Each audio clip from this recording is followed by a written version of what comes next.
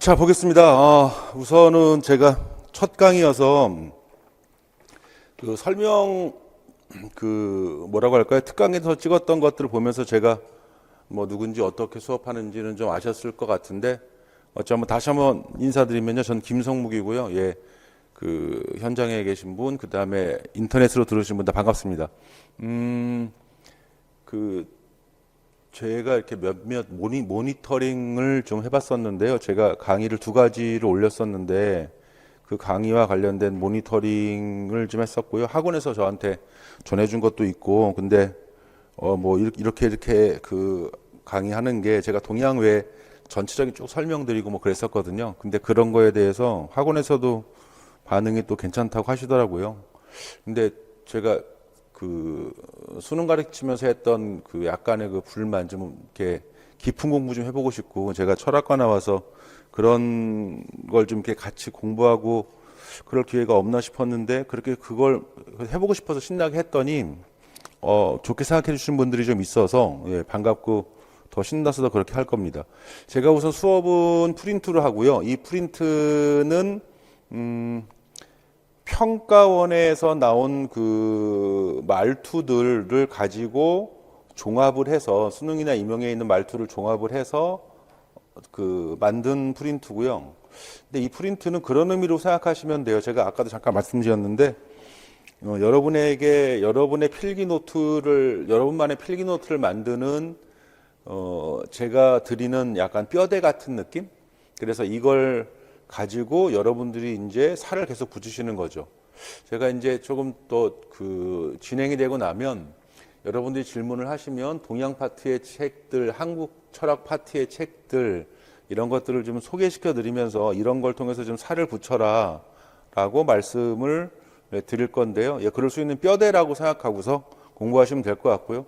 교재에 있는 걸 잠깐만 설명을 드리면, 첫 번째 있는 건 개념들인데요. 여러 책에 등장하는 또는 우리가 수험서에서 보는 동양, 오늘 예를 들어서 공자를 처음 시작할 건데, 예, 공자 관련된 주요 개념들을 좀 정리해 놨고요.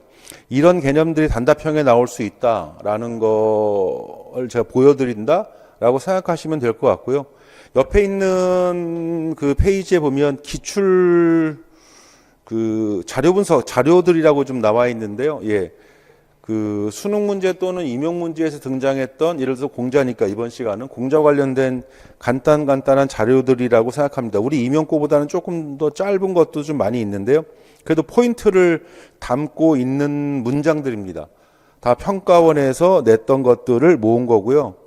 제가 현장에서 듣는 학생분이랑 잠깐 얘기를 하다가 나름 뭐 아이디어가 떠오른 건데, 이게 무슨 과제를 이제 드리고 공부해봐라는 걸 제가 나중에 점점 되면 그런 과제물들도 드리고 하겠지만, 우선 지금 개념반을 들을 때는 이 자료들을 통해서 제가 이제 개념 설명을 드리면 이 개념을 연결시켜서 이 문장들이 어떤 개념과 관련된 문장들이겠다, 이런 것들을 체크해보는, 그래서 여러분들이 제가 사람마다 이런 자료를 드릴 텐데 이거는 왜 이 사람 거지 동의가 안 된다, 이런 것들 좀 체크해 보시면 그게 어디 나오는 어떤 문장이었다라는 걸 인터넷으로 질문 주셔도 되고요. 현장에서 질문 주셔도 되고, 그러면 제가 그걸 다음 시간에 이거는 이런 의미에서 이런 사람이었고 앞뒤 문장이 이렇게 해서 나온다, 뭐 이런 것들을 소개해 드리면서 복습하는 게 될 수 있을 것 같고요.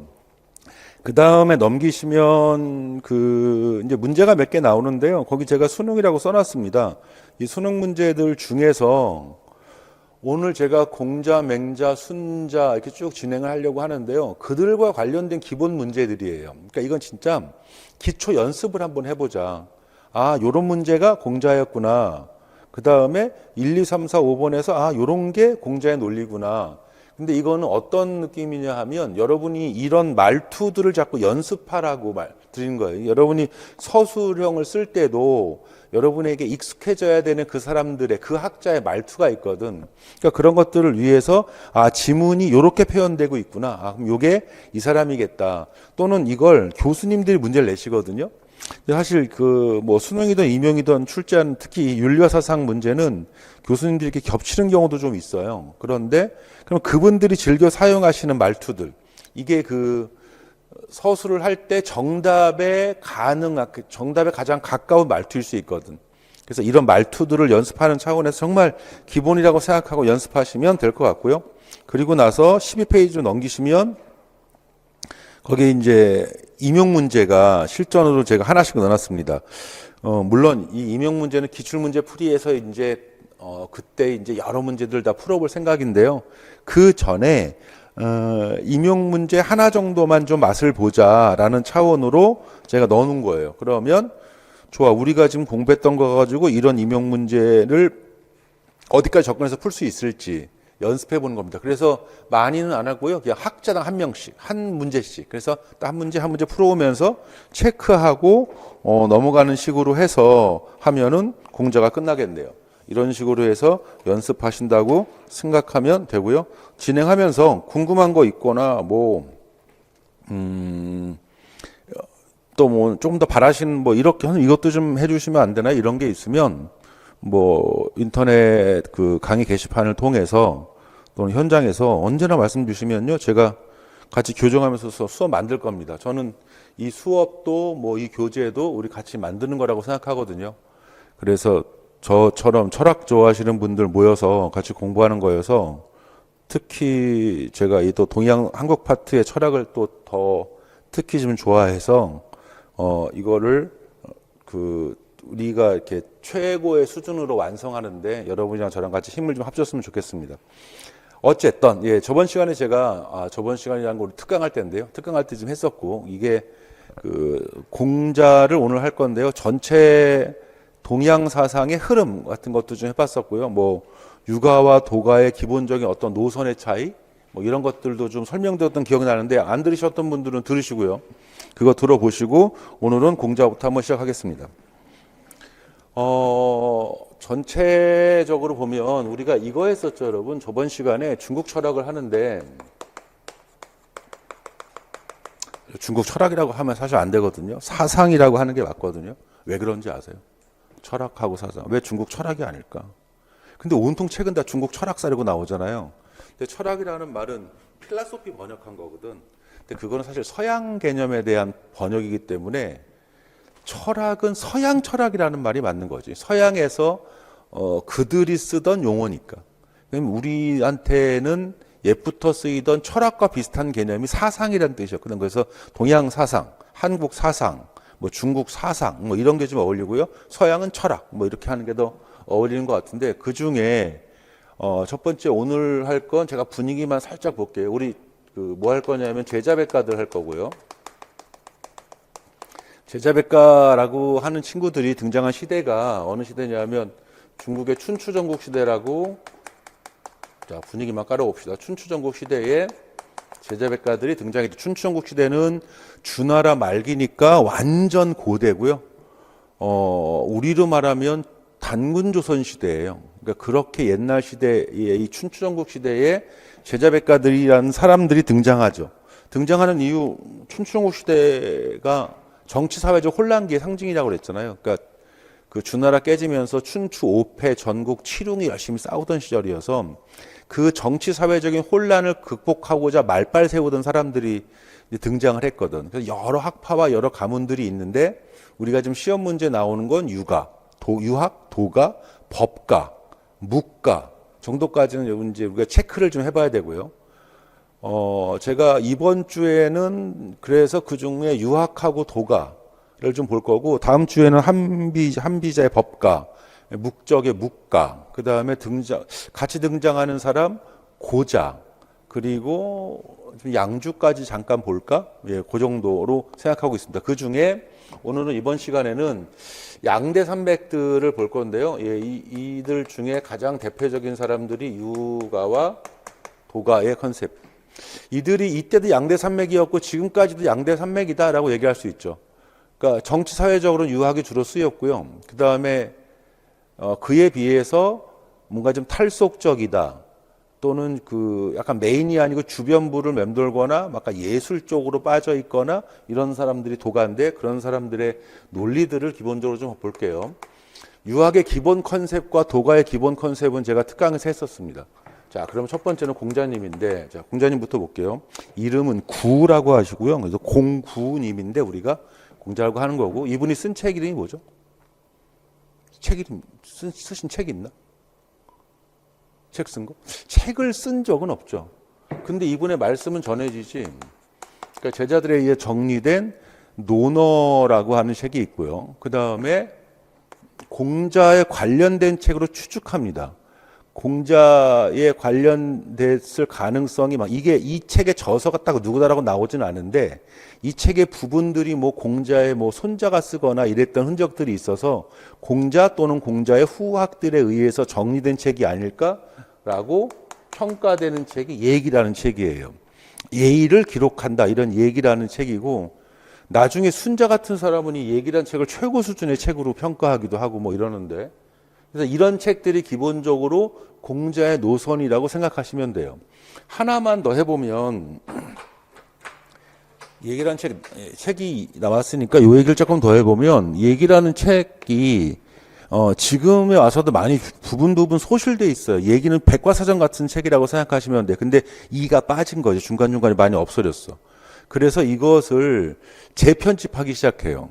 그래가지고 더 이상 소실되지 않게 작은 책으로 챕터로 나눠서 다시 이렇게 쪼개서 출판하는 거지.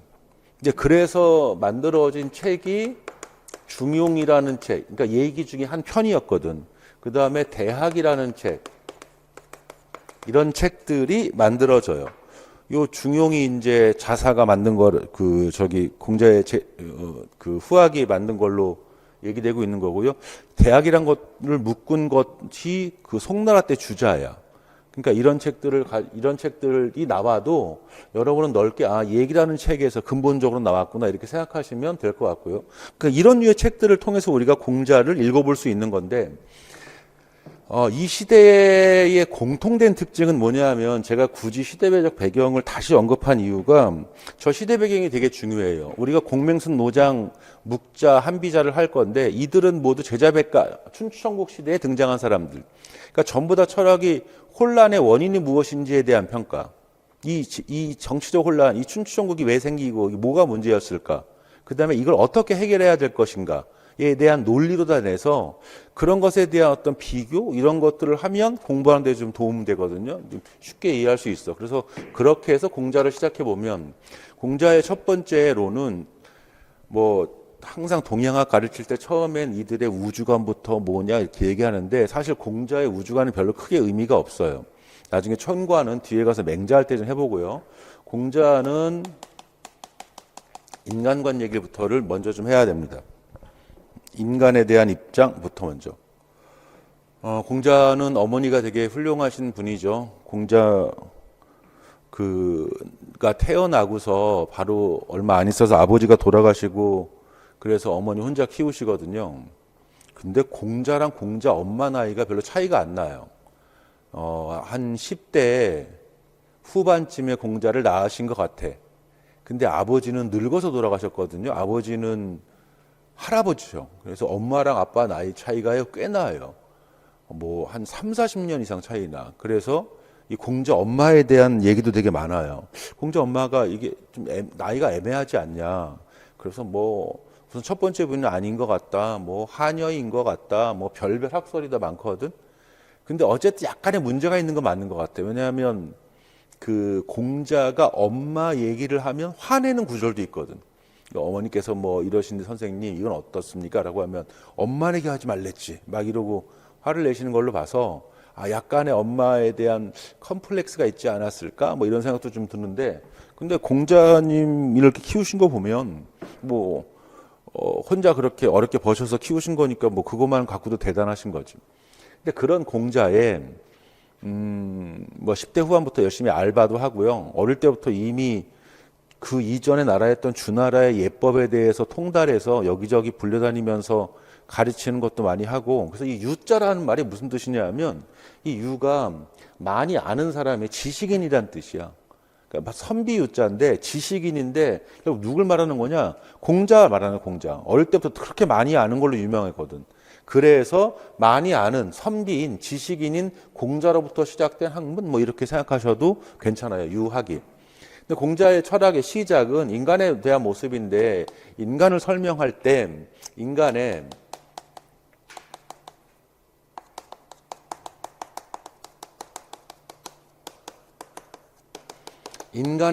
내면의 선천적 도덕성의 개념부터 얘기를 시작해요. 이건 뭐 현대적으로 제가 만든 말인데 인간 내면의 선천적인 도덕성을 지니고 있다. 이 말의 의미는 기본적으로 무슨 설? 이건 성선설의 논리를 기본적으로 좀 담고 있죠. 근데 노골적인 성선설은 맹자가 주장하는 건데 이미 공자가 분위기를 다 깔고 계시죠. 그러니까 이 논리들 다 가져다가 나중에 맹자가 세팅해서 이론적 확장을 했다 이렇게 생각하시면 되고요. 내면의 선천적 도덕성 우린 다 가지고 태어났는데 왜 세상이 혼란할까? 혼란의 원인이 뭘까? 이걸 자꾸 상실해 나간다가 이제 공자의 포인트예요. 근데 상실해 나가니까 이게 얘기가 뻔해지는 거야. 상실하면 그럼 어떻게 하면 해결될 거냐? 그거 회복하자. 얘의 논리가 되는 거죠. 알겠을까?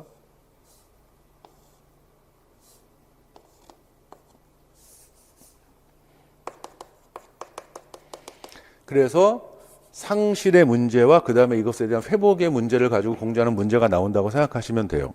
그러면 인간의 내면에 선천적 도덕성이 있다고 하는데 이건 지금 제가 쓴 말이고 이걸 공자가 뭐라고 했느냐?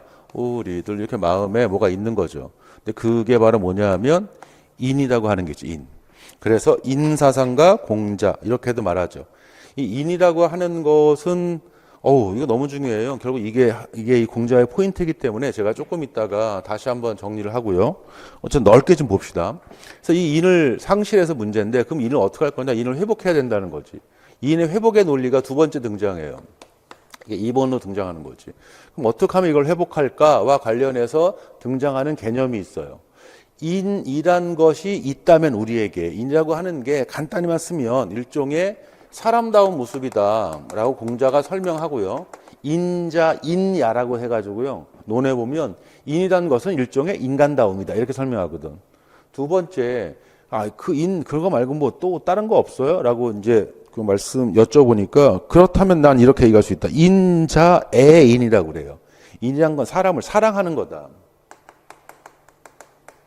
그러면 이 말을 논리를 가지고 보면 우리는 인이란 걸 가지고 태어났고 인이 있어서 인간답게 행동해요.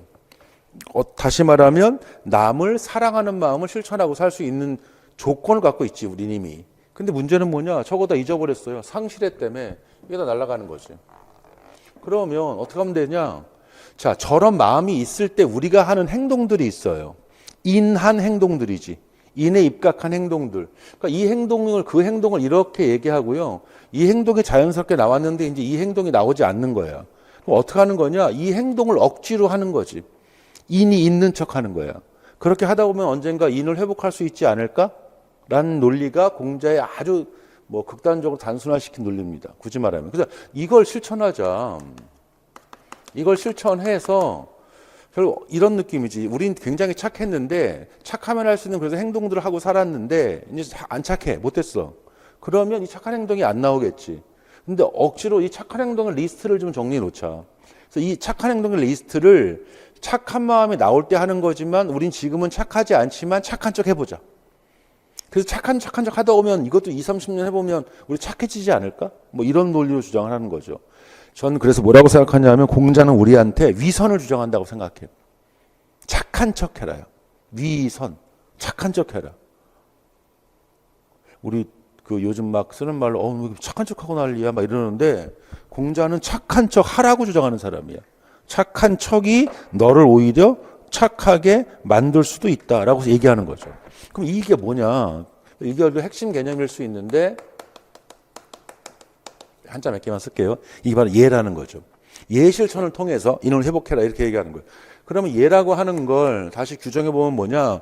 저기는 인이라고 하는 건 내면의 도덕성이라고 한다면 예라고 하는 건 남과의 관계에서 우리가 실천하는 행동 거지. 행동 양식을 얘기하는 거거든. 그래서 이렇게 규정해요.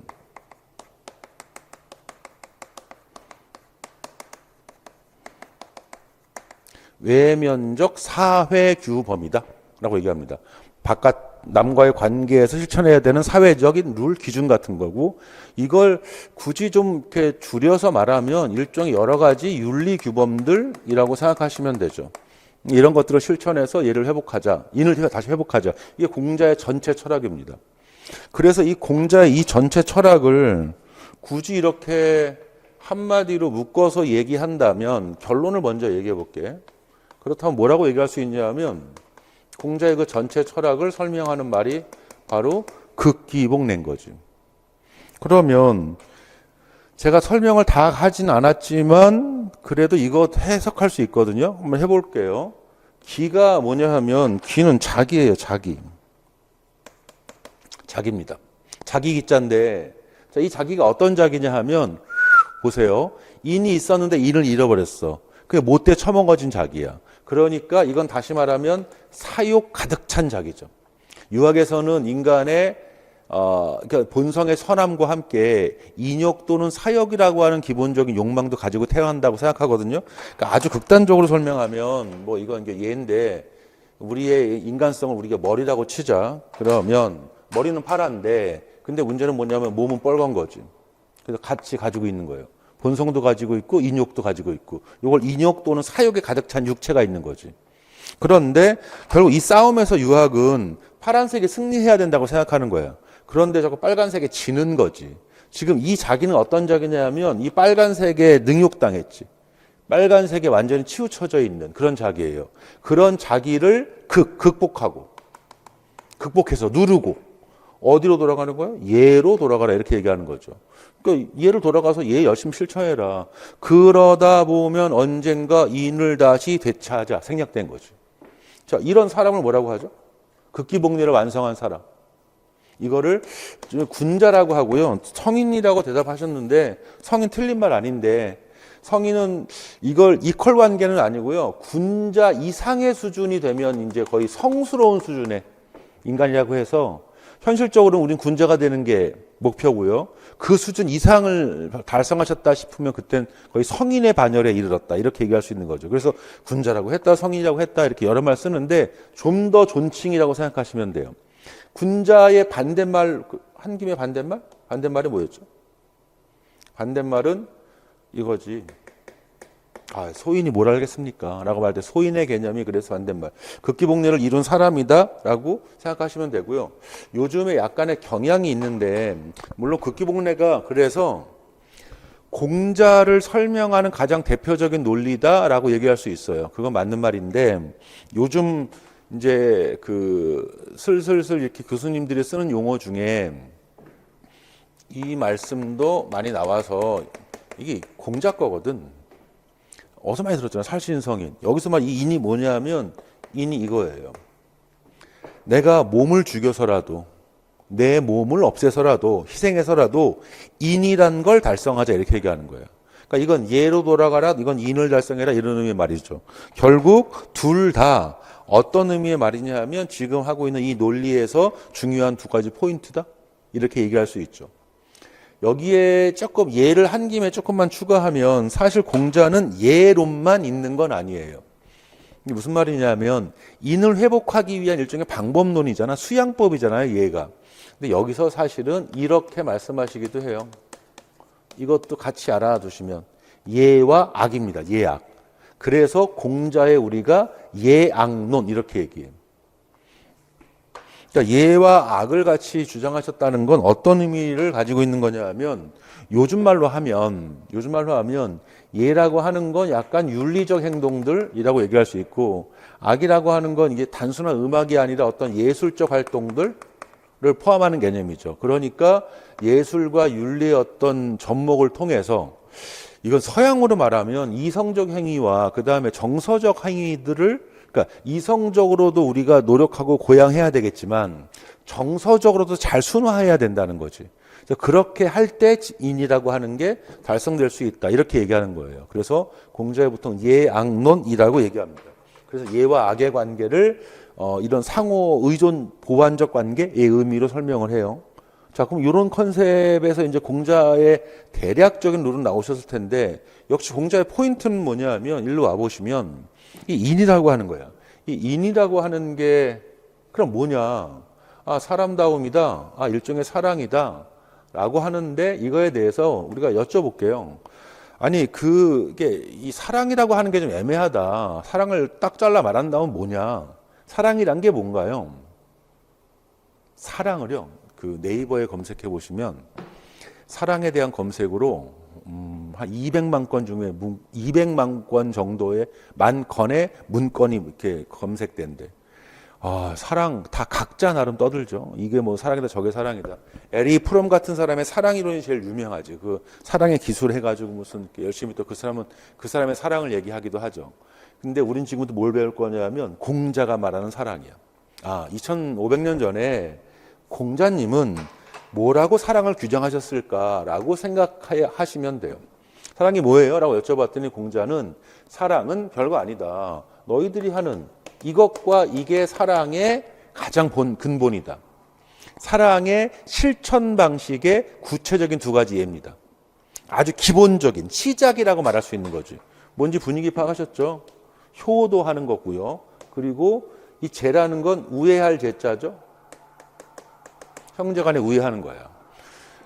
부모에게 효도하고 형제간에 우애하는 게 사랑이다 이렇게 얘기하는데 이 그 유학에서 보면은요 이 제라고 하는 것도 결국은 효를 위한 것이기도 해요. 효의 중요한 방법이기도 하거든. 형제끼리 싸우면 부모님 기분 안 좋아하시거든. 그러니까 우애 있게 지내는 게 효도의 중요한 예 중에 하나예요. 그러니까 결국은 효부터가 바로 사랑의 시작이다 이렇게 얘기하는 거죠. 근데 이렇게 얘기하면 유학 깝깝해. 이거 뭐야 효도. 뭐 아직도 효도 타령이야 이러실 수도 있는데 갑자기 생각났는데 참고로 오해할 수 있는데 효라고 하는 개념은 그렇게 무조건 단순한 의미로 효도해 이런 개념은 아니에요. 이게 유학의 효 개념은 뭐냐 하면 이 글자와 이 글자의 합성어거든요. 이게 무슨 글자게? 이게 늙을 노자예요. 한자 좀 아시나? 원전 같은 거 좀 읽고 그러지 않아요? 읽어봤었죠. 부분적으로 이렇게 교수님이 프린트해서 주셨지. 이건 좀 읽어봐 이러면서. 왜 이 글자 있잖아. 늙을 노자. 이게 늙으신 부모님 얘기하는 거거든. 이건 자식 자자야. 그러니까 이 두 가지 의미가 있다고. 이게 나이가 들던 안 들던 여전히 부모님 밑에서 부모님 그늘에서 보호받고 있는 우리. 이런 느낌이 있어요. 또 그러면 근데 이걸 거꾸로 해석하면 부모님을 이렇게 업고 있는 자식 이런 의미를 지니고도 있거든. 그러면 또 그런 거에 감사해서 자식이 부모님을 업고 모시고 있는 거죠. 그런 의미를 함축하고 있는 거야. 그럼 이게 뭔 소리냐 하면 효도라고 하는 건 일방적인 자식이 부모한테 하는 걸 효다. 이렇게 규정을 요즘 많이 하는데 사실 효의 원래 의미는 뭐냐 하면 부모의 자애로움에 부모가 먼저 자식을 자애롭게 하는 거예요. 그러니까 사랑, 온갖 사랑을 통해서 베푸는 거죠. 이게 자애를 베풀면 그것에 감사해서 자식이 효도해서라도 어떻게 갚아보려고 노력하네. 이런 컨셉이야. 이 두 가지가 접목된 개념이 효예요.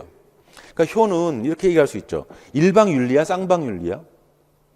이건 쌍방윤리예요. 이거는 상호적 차원의 윤리라고 얘기할 수 있어서 이게 어디에서 이제 또 갈 수 있냐 하면 제가 이제 가볼게요, 이게 나중에 세 번째로 가면 우리가 공자 관련해서 정치사상을 좀 할 거거든요.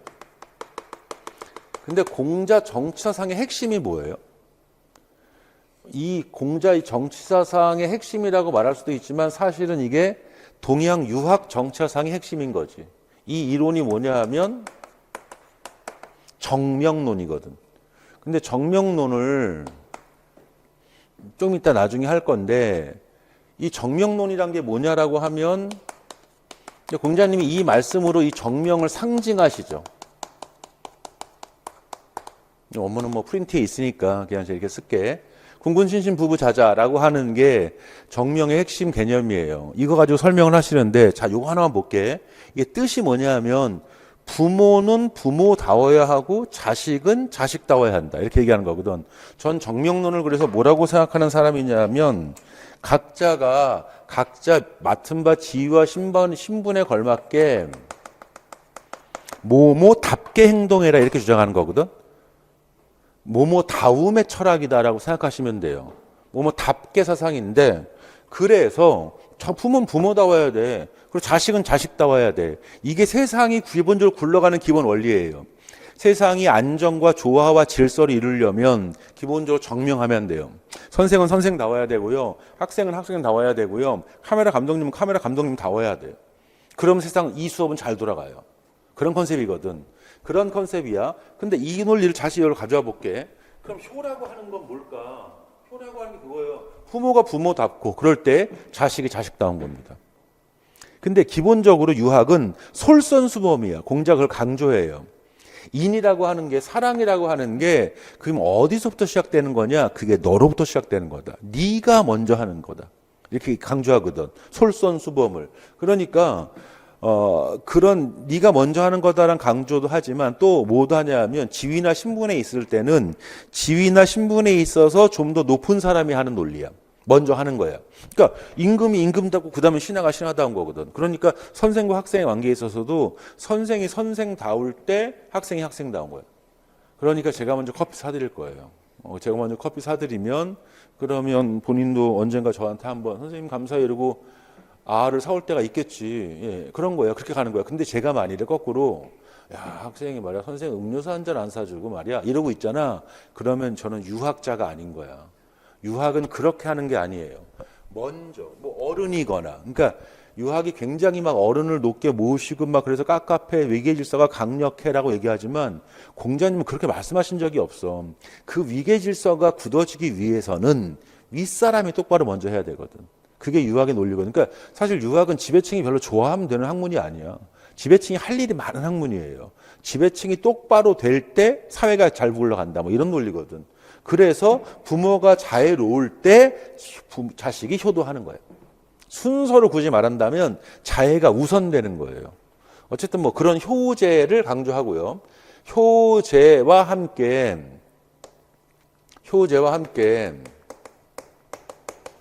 효제 충신이 일종의 넓게 말하면 일종의 4대 덕목이라고 주장됩니다.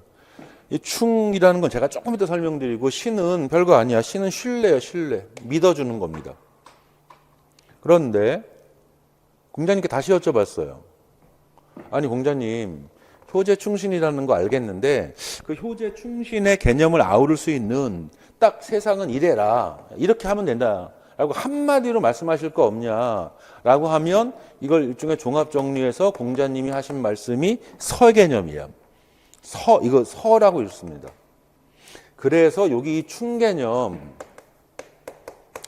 서 개념이요. 공자님의 다시 또 다른 의미의 상징, 인을 상징하는 아주 중요한 두 가지 개념으로 설명이 돼요. 지금 다 인 설명하고 있는 거예요. 그러면 충하고 서가 뭘까? 이게 문제인데 여기서는 이제 글자의 해자가 좀 필요해요. 봐봐. 충이라는 단어는 이 글자 플러스 이 글자죠. 가운데 중자, 마음 심자. 이 충이라는 글자인 건 아시잖아. 이거의 뜻이 뭔 것 같으세요? 한자의 뜻. 충성할 충 이렇게 우리가 외우잖아요. 근데 여기서는 충성의 뜻은 아닙니다. 임금한테 충성한다, 뭐 국가에 충성 이런 뜻이 아니야. 이 말의 한자의 의미를 잘 살펴보면 가운데 마음이죠. 그러니까 마음 한가운데야. 마음 한가운데에서 우러나오는, 다른 말로 바꿀게, 온 마음을 다하는, 다른 말로 바꿀게, 진심 어린, 이렇게 얘기하는 거예요. 이건 진심이야, 진심. 진정으로 하는 거예요, 내가. 그러니까 제가 이 수업을 학생이 많지 않잖아요. 그런데 5시간 동안 열심히 떠들 거거든요. 진정으로 해보려고 노력할 거예요. 내가 학생한테는 내가 가르칠 수 있는 동양의 공맹순의 논리를 좀 제대로 전달해 볼게요. 그게 1명이든 100명이든 뭐 10명이든 그건 중요하지 않아요. 이렇게 생각하고 한다면 그건 전 충을 다하는 거죠. 온 마음을 다하는 거예요. 그래서 충은 어떤 의미냐면 일종의 정성쯤 되는 의미입니다. 정성. 진심 어린 이쯤 되는 말이에요. 근데 그게 이제 나중에 국가에 충성하고 막 어떤 뭐 군주에게 충성하고 이래서 군주에게 진심을 다하는 거니까 그게 이제 충성의 개념까지 발전하는 거지. 원래 개념은 정성 어린 겁니다. 그럼 이걸 이렇게 해석할 수도 있어요. 자, 이게 우리가 사랑이라는 개념을 가지고 지금 설명을 하는 건데, 공자님이 설명을 이렇게 하셨다는데, 효는 뭐냐? 부모를 사랑하는 거지. 죄는 뭐냐? 형제, 자매를 사랑하는 거예요. 그러면 이렇게 묶을 수도 있지 않나요? 이렇게 묶으면 이건 일종의 가족 사이에서의 윤리? 가족에 대한 사랑 방법? 이럴 수도 있어요. 그 다음에 충과 신인인데 신은요, 타인을 믿어주는 거죠. 남과의 관계에서야. 그러니까 사회적 차원의 윤리예요. 그러니까 이걸 요즘 이제 현대 윤리학에서 말하면 가족 윤리적인 사고다. 이거는 사회 윤리적인 사고다. 이렇게 얘기하거든. 그럼 충이라고 하는 건 이것도 일종의 사랑인 건데, 그럼 누굴 사랑하냐? 이건 부모 사랑하고 형제 사랑하고 남을 사랑하잖아. 이건 누굴 사랑하는 거냐 이거지. 멀리서 여기까지 공부하러 오잖아요. 저도 이거 가르치려고 제가 이걸 20년을 가르쳤지만, 그래도 좀 내가 더 가르칠 게 뭐가 없을까? 아니, 어느 선까지 가르쳐야 될까? 저도 이제 계속 고민했거든. 내가 욕심을 부리면 공자라도 한 2시간을 할 수 있거든. 근데 그게 맞는 걸까? 임용 문제들을 쭉 보면 공자는 그렇게 많이 나오지 않아. 그럼 이게 포인트는 아닌 것 같아. 그럼 어느 선에서 자를까? 뭐 이런 걸 계속 고민했거든. 그래서 연구실에서 어저께 2시 5분에 나왔어요. 집에 그래서 새벽 3시쯤 이렇게 제가 침대에 누웠을 때가 3시 한 10분쯤 되더라고. 그리고 오늘 이제 8시에 일어나서 나온 거거든. 근데 저도 어저께 밤 늦게까지 그렇게 끙끙댔다고. 그럼 뭐 하고 있는 거냐? 최선을 다하고 있는 거지. 그럼 그게 뭐냐? 충이라고 하는 거야. 근데 그게 누굴 사랑하는 거냐? 나를 사랑하는 거야. 내가 원하는, 제가 왜냐하면 이 수업 제가 되게 좋아하거든. 나 철학, 특히 동양학에 대해서 되게 관심 있어서 19살 때부터 선택해가지고 지금까지 하고 있는 거 아니야? 그러니까 애정이 있는 거죠. 근데 이게 어떤 의미가 있냐면 이 수업이 제가 수능을 가르칠 때는요, 우리 고등학생들한테 윤리를 내가 가르치는 게 윤리 선생으로 이렇게 손가락 안에 드는 사람이라면 윤리교육의 일선에 있는 것 같다 내가. 그러면 정말 좀 제대로 잘 가르쳐 보자. 특히 제가 공자를 떠들면, 공자를 가르치면 그 아이들은 공자를 평생에 저한테 배우고 끝날 것 같아. 더 이상 어디 가서 공자 배워. 무슨 철학과나 무슨 뭐 이렇게 대학원 가서 따로 하는 애들은 정말 극소수고, 대부분의 애들은 제가 가르친 공자가 공자로 끝나거든.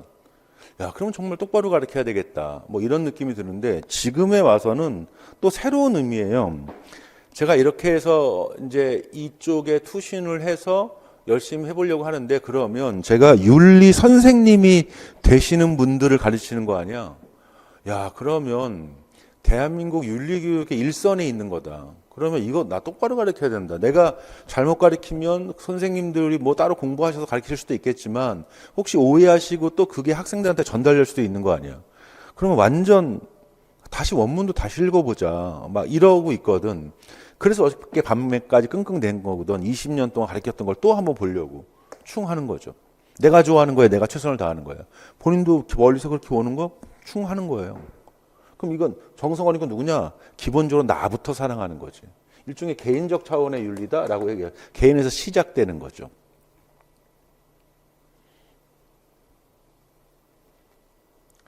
서라고 하는 건, 근데 이걸 아니 그럼 알았어요, 공자님. 그러니까 말씀 길게 하지 마시고 효제 충신해라. 오케이, 알겠는데 그걸 한마디로 하면 서라고요? 서가 뭔데요? 이렇게 우리가 여쭤보니까, 자, 서가 뭔지 한번 해보자. 그럼 서라고 하는 건 또 해자를 해보자. 글자 찢어볼게요. 이 글자 플러스 이 글자 아니야? 그럼 이 글자가 같을 여자예요. 이게 마음 심자고. 그럼 마음이 같아지는 거야, 서라는 거. 우리가 이 서자를 용서할 서 이렇게 해석하는데, 그래서 용서하란 뜻이 아니라 그건 너무 이게 지엽적인 뜻이야. 마음이 같아지는 거야. 저는 그래서 이걸 어떻게 해석하냐면, 그 사람과 마음이 같아지는 건 요즘 말로 하면 이해에 제일 가까운 말? 이해, 배려, 관용, 이런 의미를 다 내포하고 있는 개념이라고 생각해요, 서는. 그러니까 공자님한테 What is in? 여쭤봤더니 in is love 하시는 거고, What is love? 이라고 했더니 여쭤봤더니 공자님의 결론 Love is understanding, Love is benevolence 뭐 이렇게 얘기하시는 거죠. Love is tolerance 이렇게 얘기하는 거죠. 그러면서 공자님이 하시는 말씀이 서라는 걸 일종의 좀 더 명확하게 해주시는 설명이라고 생각하는데 서란 결국 뭐냐?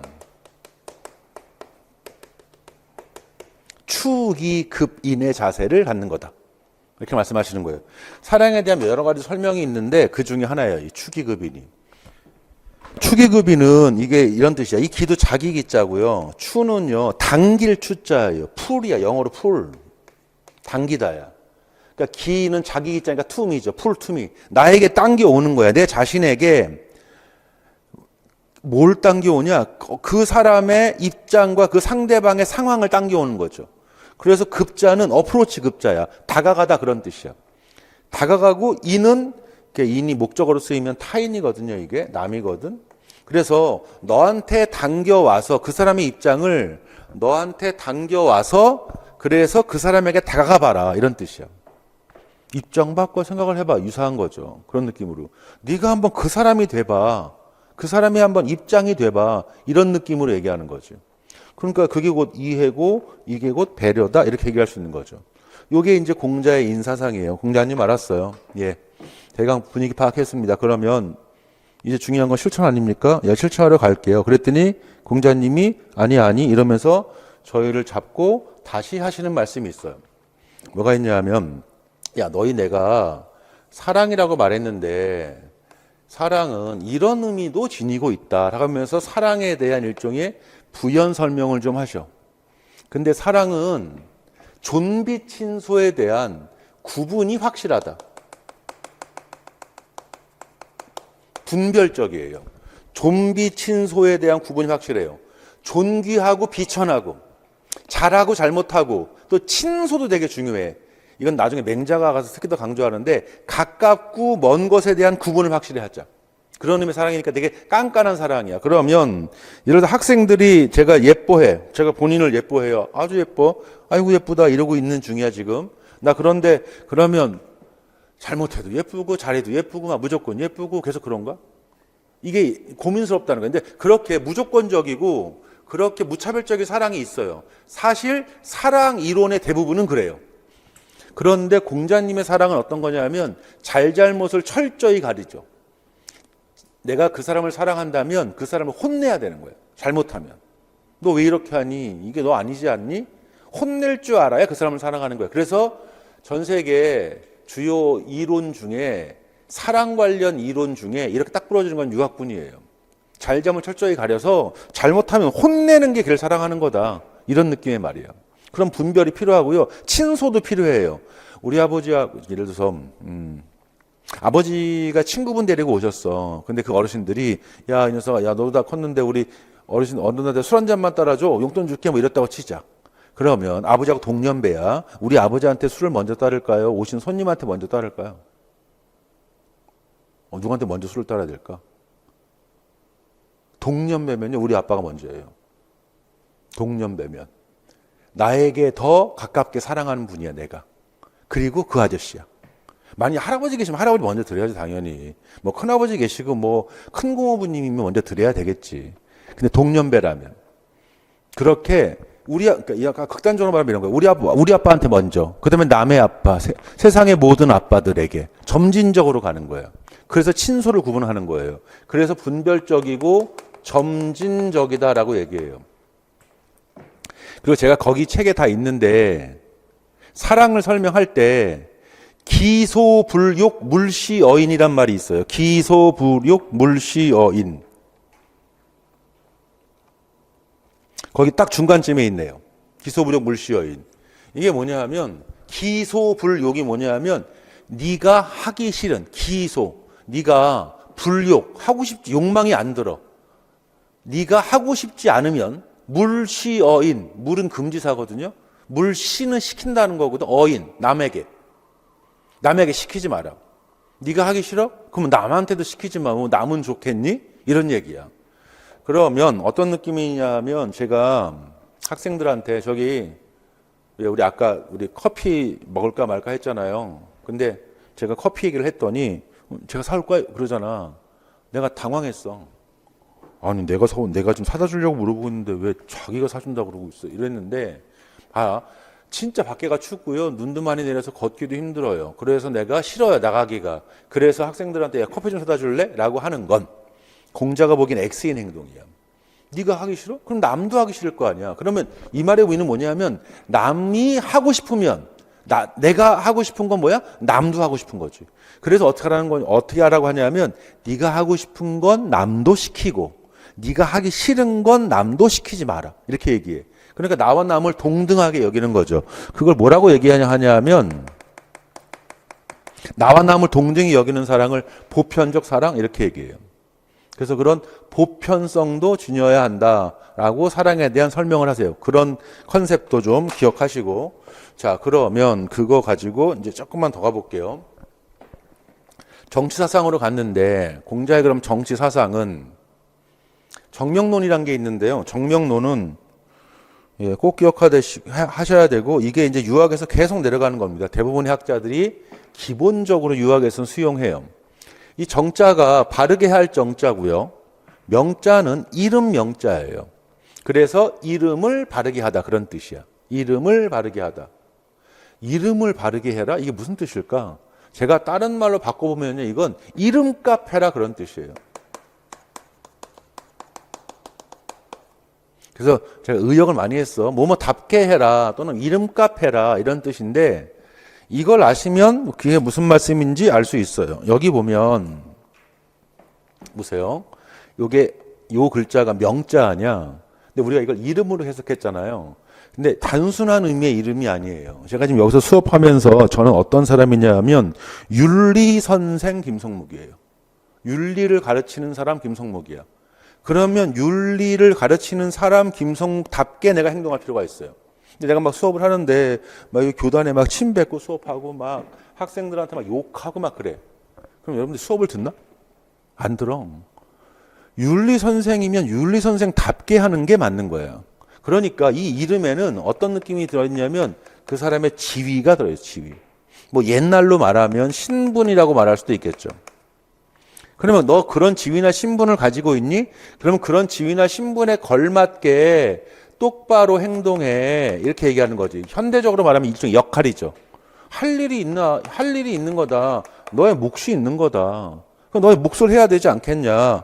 이런 뉘앙스를 얘기하는 거야. 그러니까 이름값 해라라고 얘기할 수도 있죠. 그래서 군군 신신 부부 자자는 임금은 임금답고 신하는 신하답고 부모는 부모답고 자식은 자식다운 겁니다. 근데 임금이 임금답다는 게 뭘까? 임금답다는 건요. 인이야, 인. 인으로 다스리는 거예요. 공자가. 구체적으로 말하면. 그러니까 덕치하라는 얘기지. 제가 그래서 요건 제가 다시 여기다 쓸 겁니다. 인으로 다스리는 것. 그게 바로 정치에 있어서 개념 도덕 정치, 즉 덕치거든. 그 다음에 신하가 신하다운 건 뭐냐? 신하가 신하다운 건 경으로 하는 거예요. 기본적으로 공경의 마음으로 하는 거예요. 부모가 부모다운 건요. 아까 말씀드렸죠, 여러분? 이게 자자야, 자자. 자애로울 자자. 자인 거고요. 자식이 자식다운 건 뭐야? 효하는 거죠. 그래서 부자자효라는 말이 있죠.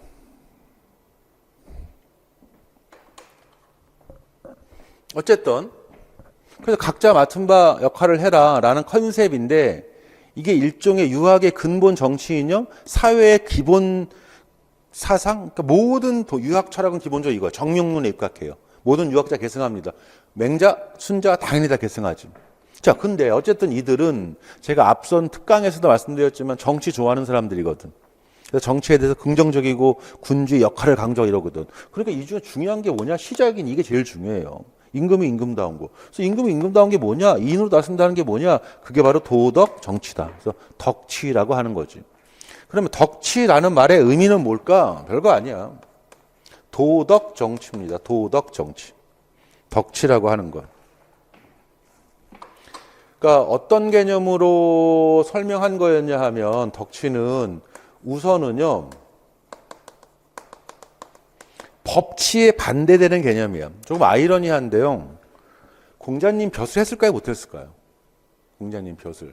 공자님 노나라에서 지금으로 말하면 법무부 장관도 했어요. 꽤 많이 올라가신 분이지. 그런데 그분이 하신 말씀인데, 그러니까 뭐 요즘 뭐 조선시대 예조 판서 이런 거 하셨거든요. 근데 아이러니한 건 그렇게 법에 관련된 분임에도 불구하고 법에 대해서 부정적이에요. 그래서 덕으로 다스리는 게 중요하다는 거예요. 근데 여기에서 공자님이 하신 말씀이 제가 지금까지 나름의 예를 들어서 누가 나한테 무슨 인생의 기준이 뭐야? 뭐 싸가지의 기준은 뭐야? 무슨 생각으로 살아? 라고 하면 제가 여기서 공자님이 하신 말씀을 할 때가 있어. 저는 뭐가 싸가지의 기준이고 어떻게 사는 게 맞다라고 생각하냐 하면 부끄러운지 알면 잘 사는 거라고 생각해요. 기본적으로. 요즘 좀 막말로 시쳇말로 하면 뭐 팔린지 알아야 되는 거지. 제가 보기에 TV에 뭐 많이 보면 뭐 유튜브에 많이 보면 참 뭐 팔린지 모르는 사람들이 진짜 많다라는 사람이 들거든. 그건 무슨 뭐 단순히 뭐 이렇게 무슨 뭐 제가 예를 들어서 뭐 옷이 뭐 펑크가 나가지고 창피해요. 뭐 이런 의미의 부끄러움이 아니고 저는 제가 가르치는 수강생 전체가 내가 어떤 행동을 했어. 내가 여기서 옷을 벗고 노량진역을 뛰어. 그러면 수강생 전체가 무조건 다 임용 붙는다. 라는 보장이 있다. 좀 벗고 뛰어요. 뭐 그게 창피해. 그냥 얼굴 가리고 뛰면 되는 거지. 그건 부끄러운 본질이 아니거든. 근데 부끄러움의 본질은 우선 자기라고 생각하거든요. 자기한테 부끄러운 줄 알아야 되는데 요즘 그게 너무 그런 걸 모르는 사람들이 많은데 여하간 법을 왜 반대하냐면요. 법으로 다스리면 부끄러워할 줄 모른대요. 이걸 다스리면 부끄러움이 없다고 얘기해요. 수치지심이라는 말을 써요. 수치심이 없다라는 거예요. 그러니까 법으로 다스리면 제가 집에서 여기까지 오는데 오늘 차로 와봤더니 한 40분, 45분 정도 걸리더라고요. 근데 제가 윤리 선생인데 교통법규를 다 지켰을까? 잘 모르겠어요. 몇 군데 이렇게 법규를 지키지 않은 게 있을 거라고 저는 생각해요. 이렇게 급작스럽게 차선을 바꿨을 수도 있고요. 끼어들게 했을 수도 있고요. 근데요, 저 경찰한테 안 걸렸어요. 아싸, 안 걸렸어. 부끄러운지 몰라요. 법으로 다스리면. 안 걸리면 최고라고 생각해. 공자님이 이초명진을 하신 말씀이에요. 근데 덕으로 다스리면 뭐냐? 부끄러움이 생긴다는 거야. 도덕으로 다스리면. 수치지심이 생기는 거죠. 그래서 우리는 덕으로, 도덕으로 정치해야 된다. 이런 논리로 주장하시는 거예요. 그러면서 몇 가지 관련된 말씀을 하는데 덕으로 다스리는 데 있어서 기본적인 조건으로 뭘 강조하시냐 하면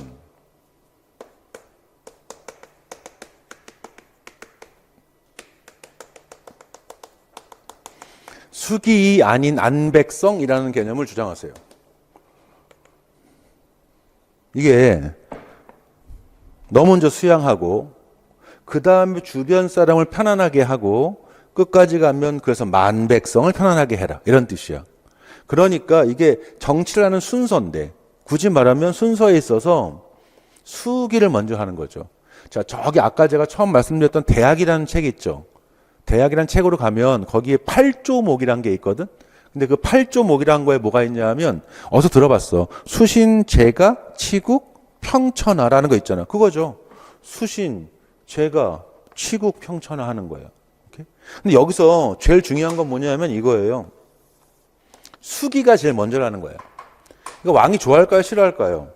왕이 물어봐서 공자님한테 정치 어떻게 하는 거예요? 그랬더니 공자님이 뭐라고 하냐면 우선 당신이 먼저 싸가지 있어야지.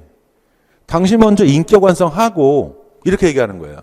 그러니까 사실 군주한테는 별로 좋은 이론이 아닌 거지. 기분 나쁘겠지. 그러니까 전국 시대를 통일했던 진나라, 그걸 시작한 진시 황제가 그래서 유학을 탄압하는 거 아니야. 이런 싸가지 없는 이러면서 왕한테 싸가지를 요구해 이러면서 이제 날아가는 거죠. 근데 그렇게 덕치의 기본이 되려면 덕으로 다스려야 되는데 그러려면 덕이 있어야지.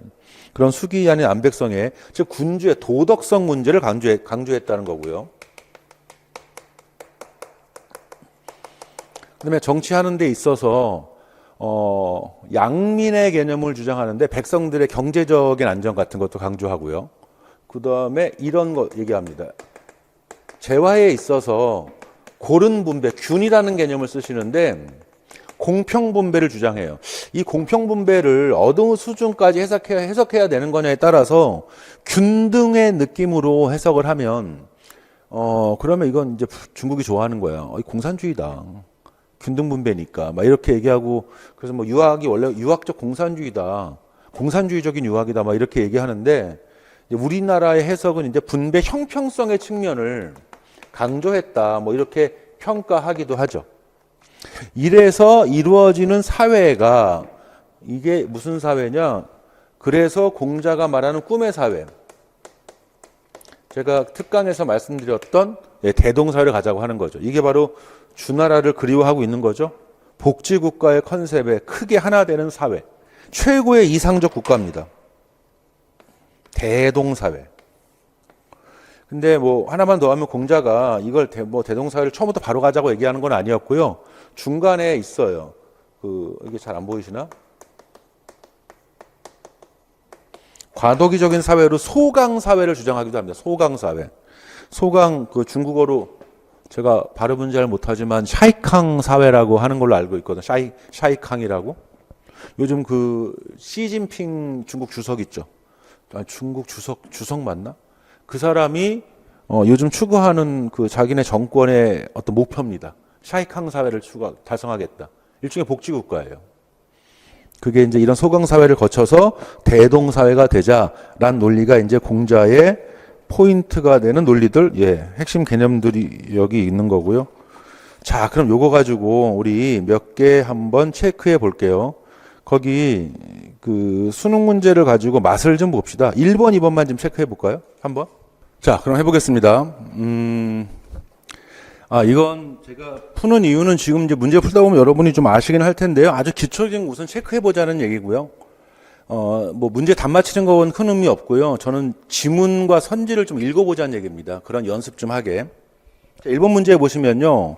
혼란의 원인이라는 얘기를 하는데 인간의 도덕적 타락을 언급하죠. 혼란의 원인은 도덕성의 타락입니다. 이게 바로 다 전문용어를 우리 쓰자 인의 상실인 거죠. 인의 상실이.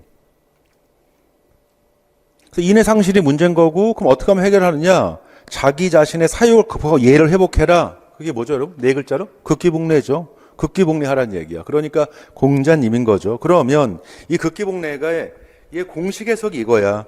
자신의 사욕을 극복하고 또는 사욕에 가득 찬 자기를 극복하고 예를 실천해라. 이렇게 얘기하는 거죠. 자, 그러놓고서 맞는 말 찾기인데 답은 다른 건 다 필요 없고, 몇 번이 답이죠? 2번이 답이네. 자기 자신의 수양에 힘쓰고 다른 사람에게 설을 실천해야 한다. 이게 수기이 안인인 거고, 수기이 안인의 태도에 안인의 자세에서 필요한 게 바로 서다. 맞잖아. 타인과의 관계에서 실천해야 되는 게 서니까. 그런 의미를 얘기하고 있는 거구나. 를 체크하시면 될 거고요. 자, 2번 문제 볼게요. 인이란 무엇일까? 이렇게 인을 갖고 설명하시면 공자님일 가능성이 우선 많죠. 나중에 인을 주자가 설명하기도 하고요. 인이란 걸 맹자도 좀 설명하기도 하거든요. 근데 보통 문제 대부분 등장하는 건 공자님 걸로 등장합니다. 인이란 무엇일까? 인은 자기를 이기고 예로 돌아가는 거 끝났네. 극기복례라고 또 나와 있고요. 사람이 하루만이라도 사욕을 이기고 예로 돌아가면, 극기복례한다면 세상이 모두 어지러질 거다. 인의 실천은 그러면서 얘기하네. 나의 실천이지 나의 일이지 남의 일이 아니다. 이게 유학이 갖고 있는 솔선수범의 자세, 나로부터를 강조하죠. 그러면서 형광펜 쳐보실래요? 줄 쳐보실래요? 얘가 아니면 보지도 말고, 얘가 아니면 듣지도 말고, 얘가 아니면 말하지도 말고, 얘가 아니면 움직이지도 마라. 이 문장이 공자님과 관련된 문장이라는 걸 체크 하나 해두시고요. 이게 원문에 보면 뭐가 있냐 하면, 얘가 아니면 보지도 말라고 얘기하죠. 시야, 볼 시자. 그럼 얘가 아니면 듣지도 마라. 청. 그 다음에 얘가 아니면 말하지도 말고. 언. 얘가 아니면 움직이지도 마라. 시청, 언, 동이에요. 불시, 불청, 불언, 불동. 얘가 아니면. 그러니까 다른 말로 바꾸면 예에 살고 예에 죽자 이거죠. 이게 공자님의 주장이셔. 자, 그러면 그런 공자님 찾기인데 공자님이 아닌 걸 찾는 거구나. 일본에 보니까 예를 행할 때 검약하지 말고 가급적 사치스러워라. 이건 물론 말도 안 되는 얘기죠. 예. 당연히 공자님은 검약과 사치하지 않음을 주장하시는 분이고요.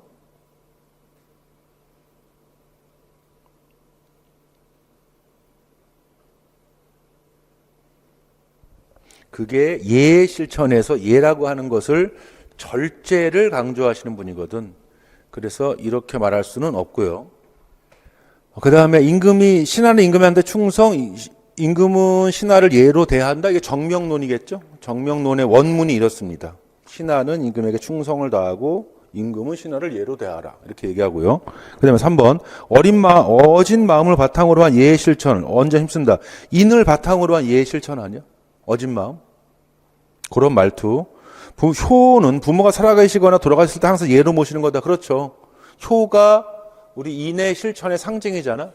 근데 돌아가시기 전에도 예를 다하지만 돌아가신 이후에도 예를 다하죠. 그게 바로 제례입니다. 제례. 제사를 이렇게 지내는 거지.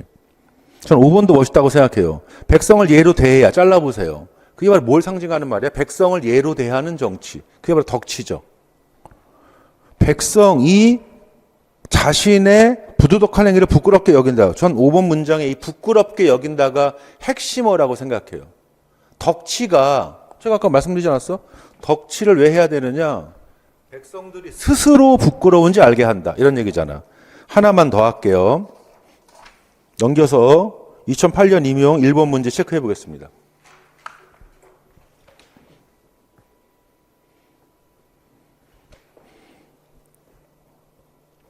저랑 그냥 같이 읽어볼까요? 기억니은 디귿 니을에 들어갈 말을 쓰고 극기복례에서 기의 의미가 무엇인지 쓰시오야. 해볼게. 안연이 공자님의 제자입니다. 물었다. 공자는 극기복례가 곧 인이다. 하루라도 극기복례를 하면 온 세상이 인으로 돌아갈 것이다. 우리 방금 전에 읽었죠. 인을 행함이 자기로부터 비롯되는 것이지 남으로부터 비롯되는 것이겠는가. 우리 2번 문제랑 똑같죠. 2번 문장이랑. 이게 이제 원문에 가깝게 해석한 거고 아까 2번 문제는 완전 의역한 겁니다. 똑같아요, 근데. 자, 그러면서 이에 안연이 인을 실천할 수 있는 세목이 무엇인지 좀 구체적인 자세한 목록이 뭔지 세목이 뭔지 설명해 주시겠습니까? 그래? 인을 어떻게 실천하냐고? 내가 한마디 할게. 얘가 아니면 보지도 마라. 두 번째, 기억 뭐겠어? 얘가 아니면 듣지도 마라. 세 번째, 얘가 아니면 말하지도 마라. 네 번째, 얘가 아니면 움직이지도 마라. 동하지 마라. 기억 니은 디귿 됐네. 그 다음에 극기복례에서 기의 의미가 뭔지 써라. 이런 식으로 나오는데 볼까? 어디 있어? 여기 있네. 극기복례에서 기가 뭐냐고. 자기를 의미하는데 이 자기는 어떤 자기야?